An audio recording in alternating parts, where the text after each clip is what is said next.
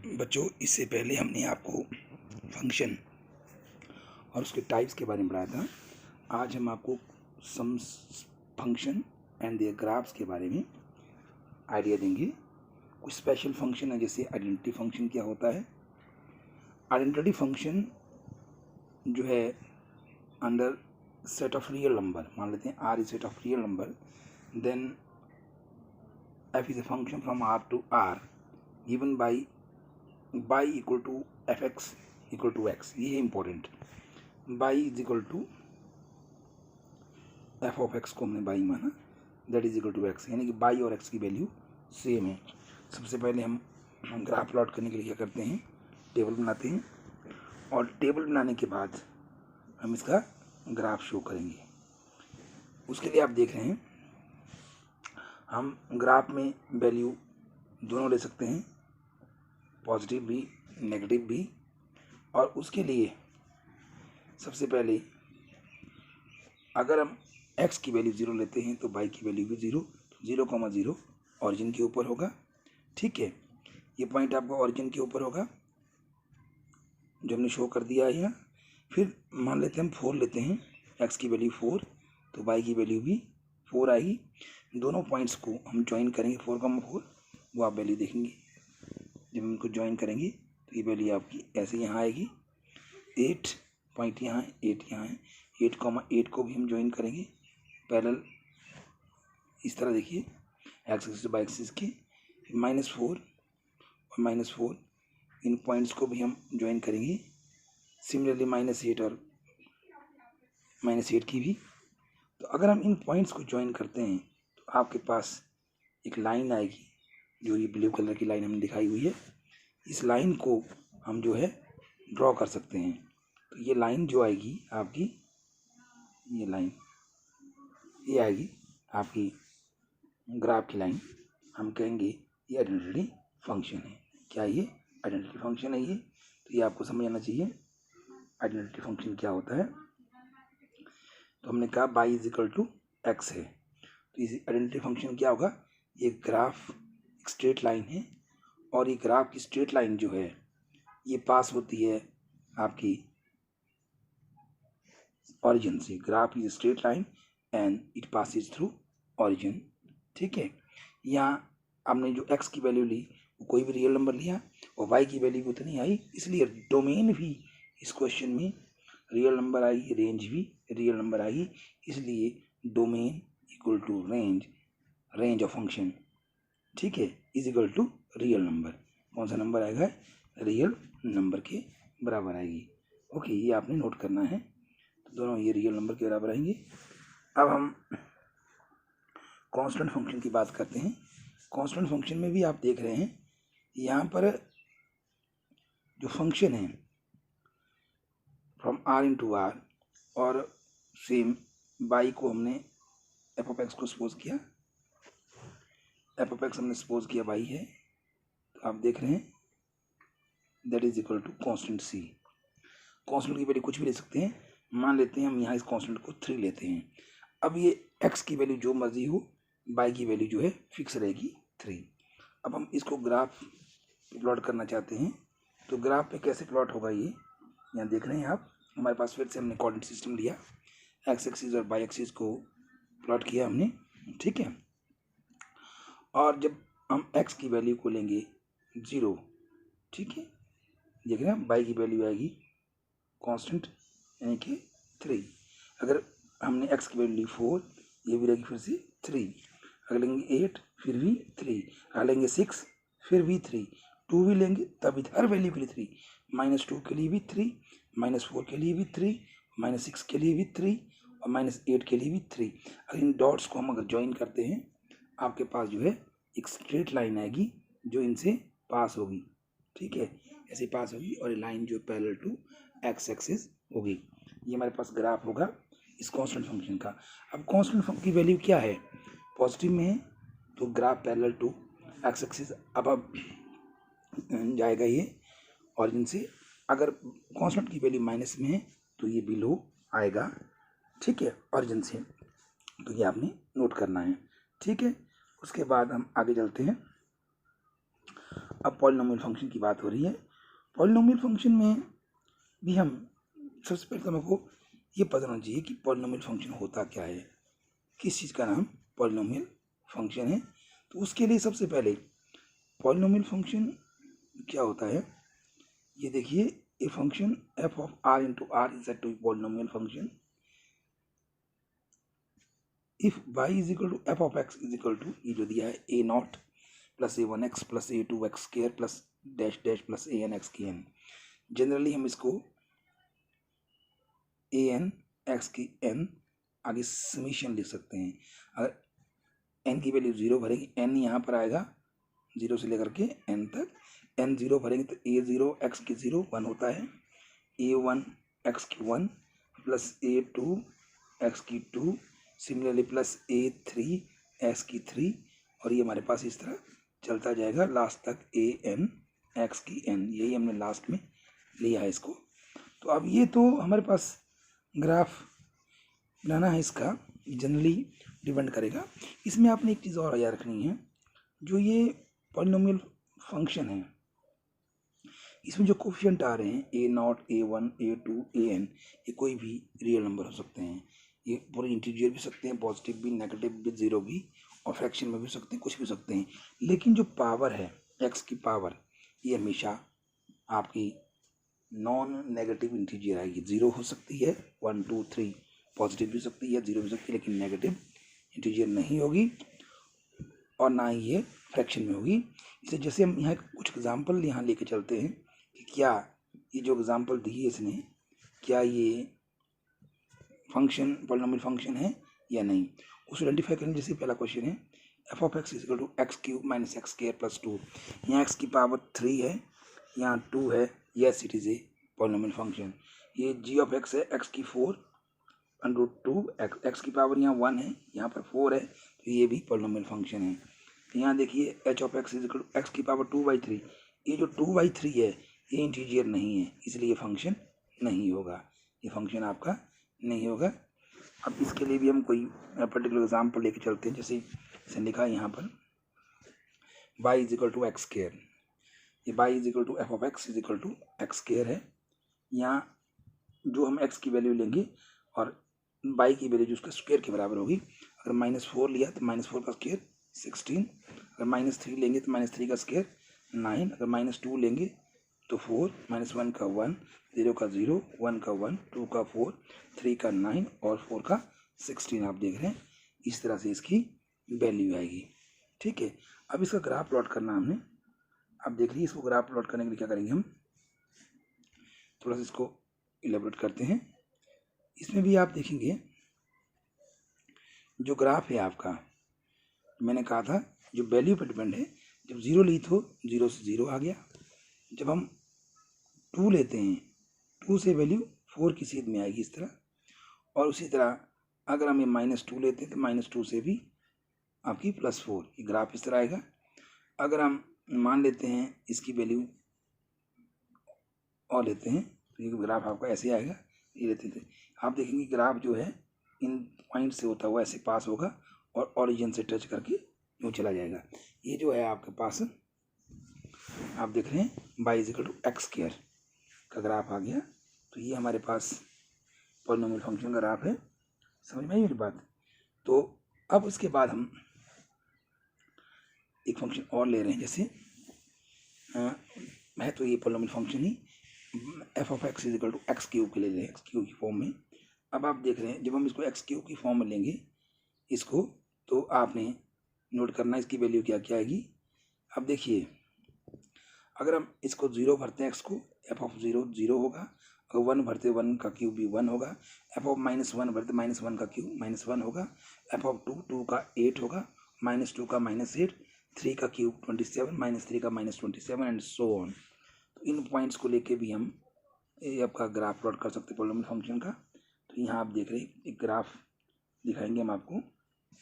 एक coordinate system है, इस कोऑर्डिनेट सिस्टम में जो ग्राफ आपका आ रहा है वो आप देखिए 0 से तो 0 आ गया, राइट, ओरिजिन से ओरिजिन आएगा। अगर हम, मैंने कहा था 1 लेते हैं, 1 का क्यूब भी 1 ही होगा, ठीक है। यहाँ आएगा ग्राफ -1 का -1 होगा। 2 के लिए 2 का क्यूब कितना होता है? आप 2 टू ज़ा 4 टू ज़ा 8, 8 के सीध में जाएगा ये ऊपर, ठीक है। तो ये ग्राफ आपका 8 की सीध में जाएगा और -2 में -8 से, तो ग्राफ आपका यूँ आएगा, ऊपर से ऐसे होते हुए नीचे चला जाएगा, ठीक है। तो आपने क्या देखा इसमें कि जो वैल्यू ली हमने, x की वैल्यू हमने अलॉन्ग x एक्सिस ली और y की वैल्यू हमने अलॉन्ग y एक्सिस ली, तो आपका ग्राफ आएगा इसका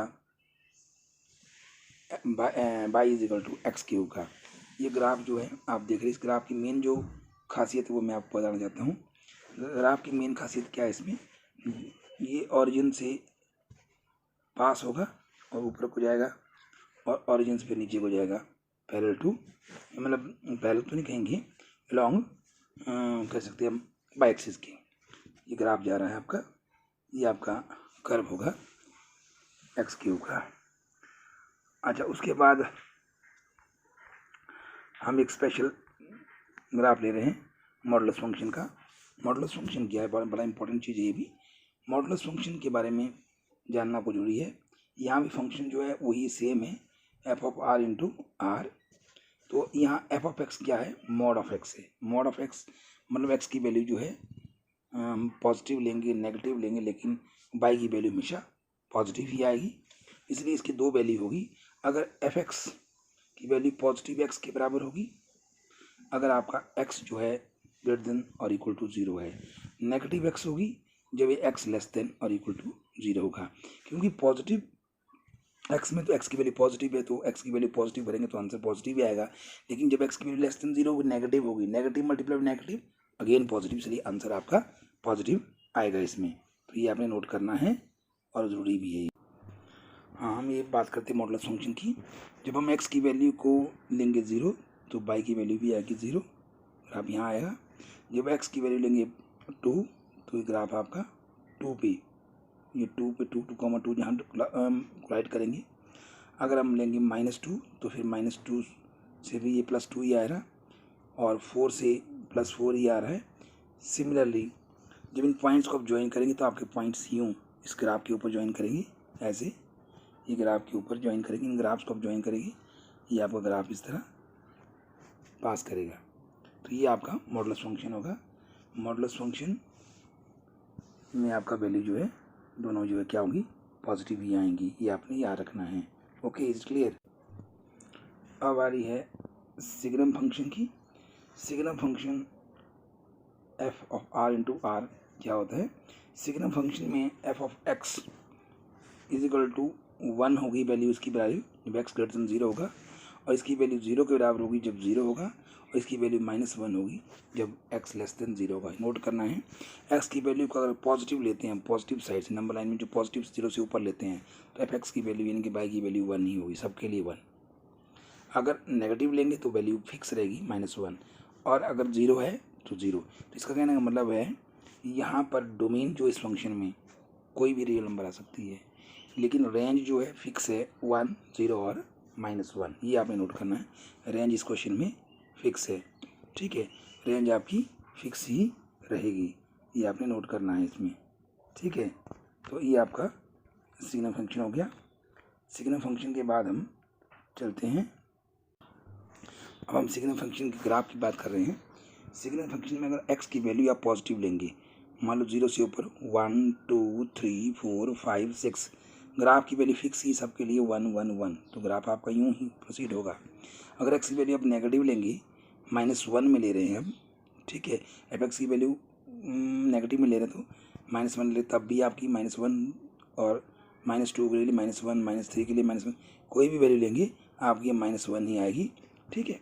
अब आपको देख रहे हैं ग्राफ जो यहाँ से ही नेगेटिव के लिए जा रहा है पैरेलल टू एक्स एक्सिस, और पॉजिटिव के लिए पैरेलल टू एक्स एक्सिस जा रहा था, लेकिन नेगेटिव के लिए ये पैरेलल टू एक्स एक्सिस जा रहा है नेगेटिव डायरेक्शन में, और पॉजिटिव वैल्यू के लिए पैरेलल टू एक्स एक्सिस जा रहा है पॉजिटिव डायरेक्शन में। लेकिन जब 0 थी वैल्यू तब भी ग्राफ आपका 0 सेंटर में था, इसलिए यहाँ पर जो ये वाइट रंग का हमने स्पेस छोड़ा है, इसका मतलब ये वैल्यू 0 नहीं होगी। तो अब आपने इस ग्राफ में थोड़ा क्लियरिटी रखनी है। तो जब वैल्यू आपकी एक्स की वैल्यू जो है, हम ये कह रहे हैं जब एक्स की वैल्यू आपकी ग्रेटर देन 0 होती है, ठीक है, तब पॉजिटिव होती है, तब ग्राफ जो है ये आपका इधर जाएगा। जब ये लेस देन होगी तो ग्राफ ये इधर जाएगा, जब 0 होगी तो ये इसी पॉइंट पर रहेगा। इसलिए यहाँ पर नोट करना है, आपका ग्राफ जो टच नहीं करेगा। ठीक है, तो अब आपकी जो डोमेन आई वो सेट एक्स की पॉजिटिव वैल्यू भी आई, नेगेटिव भी आई, 0 भी आई, यानी कि एनी रियल नंबर। रेंज में 3 ही आई इसकी, -1, 0 और +1। तो ये आपने नोट करना है। ये सिग्नम फंक्शन में हुआ। जब हमने मॉडुलस फंक्शन पढ़ा था, मॉडुलस फंक्शन में भी हमने डोमेन और रेंज की बात करनी हो तो हम डोमेन और रेंज को मॉडुलस फंक्शन में किस तरह आइडेंटिफाई करेंगे। उसके लिए आप मॉडुलस फंक्शन की आप वैल्यू देखिए। मॉडुलस फंक्शन में हमने क्या देखा था, एफ ऑफ एक्स जो था मॉड ऑफ एक्स था। मॉड ऑफ एक्स का मतलब था वहाँ पर पॉजिटिव वैल्यू। आप देख रहे थे यहाँ इस क्वेश्चन में भी आपके पास अगर एक्स की वैल्यू हम पॉजिटिव भी लेते हैं, नेगेटिव भी लेते हैं, 0 भी लेते हैं, यानी कि any real number, domain is any real number. लेकिन रेंज जो थी हमने कहा था सिर्फ पॉजिटिव आई थी, 0 आई थी। यानी कि डोमेन जो है एनी रियल नंबर, लेकिन रेंज जो है ग्रेटर देन और इक्वल टू 0 आ रही है, यानी कि पॉजिटिव आ रही है। ओके, और 0 वैल्यू। तो ये आपने नोट करना है, ये बहुत ज़रूरी है। और ये आपको, मुझे लग रहा है कि आपको ये समझ आया है। अब हम अगला नेक्स्ट फंक्शन पढ़ेंगे उसी कर। अब हम आपको ग्रेटेस्ट इंटीजर फंक्शन की बात कर रहे हैं। जो ग्रेटेस्ट इंटीजर फंक्शन क्या होता है, ग्रेटेस्ट इंटीजर फंक्शन जो है बहुत ही इंपॉर्टेंट है। इसको स्टेयर केस फंक्शन भी बोलते हैं। इसको समझने से पहले आपको क्या करना है, तो ग्रेटेस्ट इंटीजर फंक्शन का जो साइन है वो है स्क्वायर ब्रैकेट के अंदर हम किसी चीज़ को लिखते हैं, एक्स लिखते हैं इसके अंदर। ग्रेटेस्ट इंटीजर फंक्शन एक्स है ये। इसमें जो फंक्शन की वैल्यू है वो या तो value is of the greatest integer function क्या होती है, लेस देन और इक्वल टू दैट इंटीजर। अगर पूरा इंटीजर है तब तो ठीक है, वही आंसर होगा। अगर पॉइंटों में है तो छोटा इंटीजर इसकी वैल्यू होगा, ग्रेटेस्ट इंटीजर कह सकते हैं हम इसको। अब देखिए, जैसे फॉर एग्जांपल अब हम आपको समझाने की कोशिश करते हैं। यहाँ पर अगर वैल्यू एक्स ग्रेटेस्ट इंटीजर की वैल्यू हमने लिखी है -1 होगी, किसके लिए, अगर वैल्यू 0 होगी तो 0 के लिए 0 होगी, -1 के लिए -1 होगी। अगर 0 से बड़ी है, 0 से छोटी है और -1 से बड़ी है तो आंसर आ रहा है -1। और 0 और 1 के बीच के लिए 0 होगी, यानी कि 0 के लिए 0 है, 1 के लिए 1 है, लेकिन 0 पॉइंट समथिंग है तो हम पिछले इंटीजर आएंगे 0.1, 0.9, यानी कि 0 ही आएगा। तो आप कह सकते हैं ये जो इंटरवल बनाया है इसने, 0 less than equal to x less than 1, इसके लिए 0 ही होगी। 1 less than equal to x less than equal to 2 less than 2, x इसकी वैल्यू 1 होगी। 2 less than equal to x less than 3, इसके लिए 2 होगी। कहने का मतलब है ग्रेटेस्ट इंटीजर वैल्यू को और भी क्लियर समझना हो तो आपको क्या करना पड़ेगा, हमें इसके इंटीजर की वैल्यू तो ठीक है इंटीजर ही होगा, लेकिन अगर इंटीग्रल नहीं है तब प्रॉब्लम होगी। 0 के लिए वैल्यू मैंने कहा 0 है, 1 के लिए कहा मैंने 1 है, 2 के लिए कहा मैंने 2 है। और अब देखिए 0.1 है, 0.1 0 इंटीजर है, 0.1 फ्रैक्शन इसमें, इसके लिए भी 0 होगी। 0.9 है, इसके लिए भी 0 होगी। 0.999 है, इसके लिए भी 0 होगी। लेकिन जैसे ही ये 1 पे पहुंच जाएगी तब ये 1 होगी। नोट दिस, तब ये 1 होगी। ये मैंने पहले बात की है। जैसे मान लेते हैं हम 1 के लिए 1 है और 1.99 के लिए भी इसकी वैल्यू 1 ही होगी। जैसे ये 2 पहुंच जाएगी तो वैल्यू 2 होगी। अगर ये 2 से बढ़ गई 2.1 तब भी ये 2 होगी। अगर ये 2.9 है तब भी ये 2 होगी। लेकिन जब ये 3 हो जाएगी तब ये 3 आएगी। तो ये आपने याद रखना है, ग्रेटेस्ट इंटीजर वैल्यू जो है क्या होती है। ठीक है, अब आप देख रहे हैं इसके ग्राफ के बारे में हम डिस्कस करेंगे। तो इसका ग्राफ भी हम थोड़ा हाईलाइट करते हैं इसको। अब देखिए इसमें भी हमने एक सिस्टम बनाया है और इस सिस्टम में आप देखेंगे जब हम इसकी वैल्यू को लेंगे, मैंने कहा था 0 के लिए वैल्यू होगी 0, ठीक है जी, 1 के लिए 1 होगी, और 2 के लिए 2, 3 के लिए 3, 4 के लिए 4, -1 के लिए -1, -2 के लिए -3, -2, -3 के लिए -3, यानी पूरे इंटीग्रल के लिए पूरे इंटीग्रल। देखिए तो पॉइंट ऑफ जैसे 2.3 उसके लिए 2, ठीक है। अब देख रही अब 1 के लिए आपका 0 के लिए 0 आया, 1 के लिए 1 पे हम ऊपर चले गए, और 2 के लिए हम ऊपर जाएंगे 2 पे। नोट दिस, एक बार फिर से कोशिश करते हैं इसको समझने की। मैं ये कह रहा हूँ इसमें जो वैल्यू है आपकी वो यूं जा रही है, 0 के लिए 0, 1 के लिए 1 की सीध में आओ, 2 के लिए 2 की सीध में ऊपर गया देखो, और -1 के लिए -1, और -2 के लिए -2, ठीक है। अगर वैल्यू 0 से बढ़ जाती है, 0 से बढ़ जाती है, 0.1 है, 0.1 x की वैल्यू, तो भी 0, 0.9 के लिए भी 0, यानी इस इंटरवल के लिए ये सारी 0 आ रही है यहीं। लेकिन जैसे 1 से लेकर के 1.9, तो देख रहे हो 1 के लिए भी 1 है, इसके लिए भी 1 है, इसके लिए भी 1 है, लेकिन 2 के लिए ऊपर चलेगा, ये 2 के लिए ये हाइक चला गया। तो यहाँ आपको दिखाएंगे थोड़ा सा हम, 2 के लिए ऊपर चला गया ये। अब 3 के लिए भी 3 है ना, 3.4 के लिए भी 3 है, जैसे 4 आएगा 4 के लिए ऊपर चला जाएगा। उसी तरह नेगेटिव साइड में आएंगे, 0 के लिए 0 थी, 0 नेगेटिव में, अगर मैं नेगेटिव की बात कर रहा हूँ अब इसमें देखिए, -1 के लिए -1 है, -2 के लिए -2 है,